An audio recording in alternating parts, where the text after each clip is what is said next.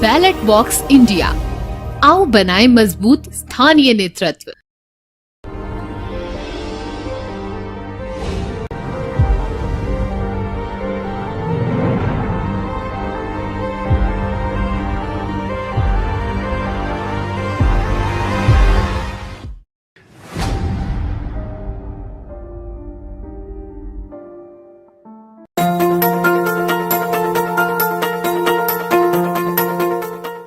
Local के लिए vocal बने। नव प्रवर्तक पोर्टल्स भारतीय इंजीनियरिंग द्वारा स्वदेश में ही निर्मित एवं संचालित हैं।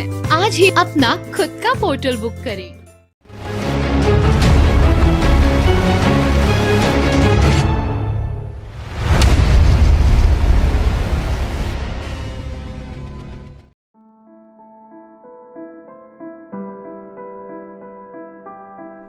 नमस्कार, आज बैलेट बॉक्स इंडिया की टीम आई हुई कानपुर शहर में।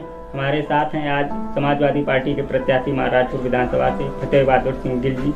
आपका सर बैलेट बॉक्स इंडिया पर बहुत स्वागत है। बहुत बहुत धन्यवाद आपका। सर, हमारा आपसे पहला प्रश्न है, आप अपने बारे में बताएं। शिक्षा, अनुभव, जीवनी और राजनीतिक प्रवाह क्षेत्र में आपका आगमन कैसे हुआ?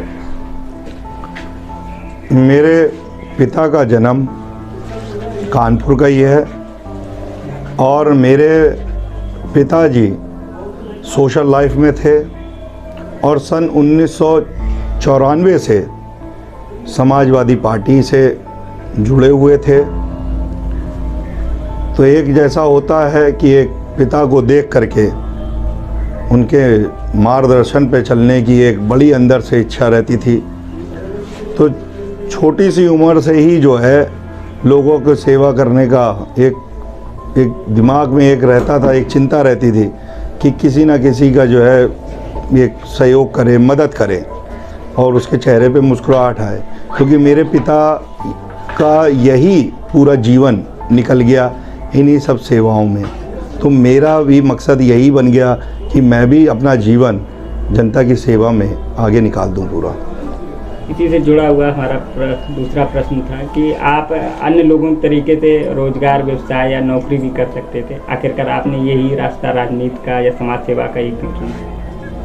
देखिए, ऐसा है कि कभी कभी क्या होता है कि हम लोग जो हैं एक भाग्य पे, मुकद्दर पे, हम सभी लोग जितने हिंदुस्तानी हैं वो कहीं ना कहीं ये ज़रूर कहते हैं कि जब आपका भाग्य जहाँ होगा व्यक्ति वहीं चल के चला जाता है। हम लोग तो सब मिट्टी के पुतले हैं, आए हैं और अपने अपने रूप, अपने अपने रोल अदा करके चले जाएंगे। आपको नहीं पता था कि आप पत्रकार बनोगे, तो ऊपर वाले की मर्जी थी तो आपको पत्रकार बना दिया। ऊपर वाले की मर्जी थी तो मुझको नेता बना दिया। तो ये समझ लीजिए, ये तो ऊपर वाले का आशीर्वाद है और कि जो सेवा जनता की आज मैं कर रहा हूँ, इस सेवा के लिए ऊपर वाले ने ही कहीं ना कहीं मुझको लगाया हुआ है जिम्मेदारी पे। हमारा आपसे अगला प्रश्न है कि आपकी विधानसभा के क्षेत्र के प्रमुख 5 मुद्दे क्या हैं जिन पर आपने अभी तक काम किया हो और भविष्य में अगर आपको मौका मिलता है तो आप काम करेंगे उन पर? देखिए, सबसे बड़ी चीज़ होती है कि किसी भी विधानसभा या किसी भी अपने ज़िले का डेवलपमेंट करना है तो सबसे बड़ी चीज़ होती है कि इंडस्ट्रियाँ लगें, अच्छे क्या नाम लेते हैं, रोज़गार के अवसर पैदा हों। आप एक समझिए, एक रोज़गार, एक फैक्ट्री जैसे खुली 2000 लोगों का एक यूनिट खुला महाराजपुर में, महिंद्रा का, टाटा का, किसी भी प्रकार का इंडिया की कंपनी का, तो उससे सिर्फ नौकरियां नहीं हैं, उससे आप व्यापार भी जोड़ लीजिए। क्योंकि वहाँ पे चाय की दुकानें हो गई, वहाँ पे चाय नाश्ते का पूरा प्रबंध हो गया, आसपास का जो एरिया डेवलपमेंट ज़मीनें जैसे हैं वो आपकी लैंड महंगी हो जाएगी, तो आपके ग्रोथ होनी शुरू हो जाएगी। आप एक ही से आप समझ लीजिए कई सारे क्या नाम लेते हैं रास्ते खुलते हैं। तो ये मेरा मानना है कि रोज़गार सबसे बड़ी चीज़ है। और रही बात दूसरी स्वास्थ्य की, तो स्वास्थ्य एक ऐसी चीज़ है कि अभी स्वास्थ्य के क्षेत्र में बहुत काम करना है, क्योंकि कोरोना ने हमको इस चीज़ को दिखा दिया, एहसास करा दिया कि अभी भी हम लोग स्वास्थ्य के मामले में जितना हम लोग सोचते थे उतना अभी हम लोग उस मुकाम पे नहीं पहुँचे हैं जो कि हमने कोरोना में अपने लोगों को खोया है। इसलिए बहुत ज़रूरी है कि अच्छे हर ज़िले में आज हम एक पीजीआई की बात करते हैं, मैं तो कहता हूँ हर 4 ज़िले छोड़ करके 5वें ज़िले में एक मिनी पीजीआई या पीजीआई कैटेगरी का हॉस्पिटल ज़रूर होना चाहिए। ये मेरा अपना मानना है। और रही बात आपके ख़ास तौर से बुज़ुर्गों को, जो हमारे बुज़ुर्ग हैं, उन बुज़ुर्गों की तरफ कोई ध्यान नहीं देता है, कोई नहीं ध्यान देता है। कितने ऐसे बुज़ुर्ग हैं जो हम लोग रोडों पे देखते हैं बेसहारा हैं। कम से कम उनके लिए कोई एक ऐसा स्थान बनाएं जहां उनको 2 वक्त का निवाला मिल सके, जहां वो कम से कम सो सकें। पूरे फुटपाथों पे आप देखते हैं, आप भी चलते होंगे तो इस चीज़ को देखते होंगे तो बड़ी आपको भी तकलीफ़ होती होगी। ये इस चीज़ को भी मैं चाहूँगा कि हमारी सरकार बनेगी तो मैं ख़ास तौर से अखिलेश जी को, अपने माननीय मुख्यमंत्री जी को, आगामी जो भावी बन रहे हैं हमारे, उनको मैं ख़ास तौर से इस चीज़ को कहूँगा कि हमें बिल्कुल निचले स्तर के, जैसे समाजवादी की विचारधारा है हमारी पार्टी की, माननीय मुलायम सिंह जी की, कि आखिरी के पंगत के जो व्यक्ति होता है हम उसकी सेवा करने के लिए बिल्कुल खड़े रहते हैं। तो ये कार्य हमको जो है ज़रूर करना है। और रही बात आपकी शिक्षा की, तो हमने जो लैपटॉप दिए वो आपने देखा होगा कितने कारगर साबित हुए। उस समय जब अखिलेश जी देते थे 2012 से, उनने 13 से देने शुरू करे, तो यही भारतीय जनता पार्टी मजाक उड़ाती थी। यही भारतीय जनता पार्टी कहती थी ये तो फालतू का खर्चा कर रहे हैं। आज पता चला, आज महसूस हुआ ना कि वो कितना कारगर साबित है, डिजिटल कितना हो रहा है। आप विज़न देखिए, कोरोना आपका आया, स्कूल आपके बंद हुए, रोज़गार बंद हुए, आपके लैपटॉप से आपको रोज़गार भी मिलता है, आपके लैपटॉप से आपको शिक्षा भी मिलती है। आप देखिए, आपने दोनों प्रकार का काम किया एक ही चीज़ से। तो हमारे अखिलेश जी का विज़न बहुत अच्छा है।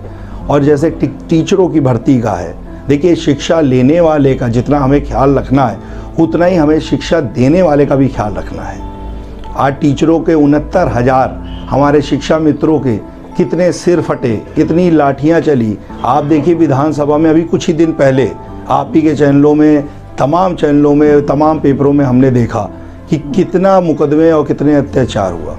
तो आप ये समझिए कि लोग किस तरीके से बिल्कुल अपने को, एक जो सरकार होती है वो सरकार गार्जियन का रोल अदा करती है। जैसे एक घर का पिता होता है वो गार्जियन होता है, वैसे ही कोई हमारा उत्तर प्रदेश की सरकार है तो वो गार्जियन का रोल अदा करती है।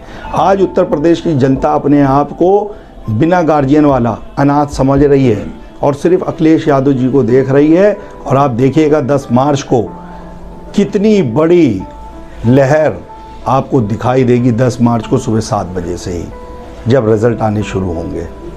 तो तमाम ऐसे मुद्दे हैं जिन पे अभी बहुत काम करना बाकी है। आप गन्ना किसानों को ले लीजिए, कैसे हमारे गन्ना किसान भाई जो हैं सारी पूरे 5 साल लड़ते रहे, कितना बकाया था। आप देखिए किस तरीके से थार गाड़ी 8-8 लोगों के ऊपर छाती पे चढ़ा दी जाती है और गृह मंत्री आप ही जैसे पत्रकार, वरिष्ठ पत्रकारों का, साथियों का अपमान करते हैं। आपको भी पता है कि इस चैनल के पत्रकार थे, एंकर थे, और उनने कोई भी गलत प्रश्न नहीं किया था, बहुत अच्छा प्रश्न किया। उनने पूछा कार्रवाई के बारे में, तो उनको आपने देखा होगा किस तरीके से अपमानित किया गया। तो जब पत्रकारिता के ऊपर कोई अपनी तानाशाही दिखाने लग जाए तो आप समझ लीजिए लोकतंत्र खतरे में है। आपसे हमारा अगला प्रश्न है, आप आम जनमानस से क्या अपेक्षा रखते हैं? जनमानस से यही अपेक्षा रखते हैं कि जैसे कि 3 बार उत्तर प्रदेश की जनता ने माननीय मुलायम सिंह यादव जी को मुख्यमंत्री बनाया, बहुत प्यार दिया। उसके बाद 2012 से 2017 तक माननीय अखिलेश यादव जी को प्यार दिया। और ये प्यार तब मिलता है जब मुख्यमंत्री का सौभाग्य बनने का तब मिलता है जब विधायक चुन करके जाते हैं। तो ये विधायकों की इतनी संख्या होती है तो आप समझ जाइए कि 2022 में भी 10 मार्च को इतनी विधायकों की संख्या आ रही है कि माननीय मुख्यमंत्री जी को उत्तर प्रदेश की जनता फिर से आशीर्वाद देने जा रही है। और मैं यही अपेक्षा रखता हूं और यही आशा करता हूं कि अब जनता जागरूक हो चुकी है और जनता के अंदर ये मैसेज जा चुका है कि आज विकास की डोर बढ़ानी है तो सिर्फ अखिलेश यादव ही हैं और कोई विकल्प नहीं है। बहुत बहुत धन्यवाद। आगे के आपके लिए शुभकामनाएं।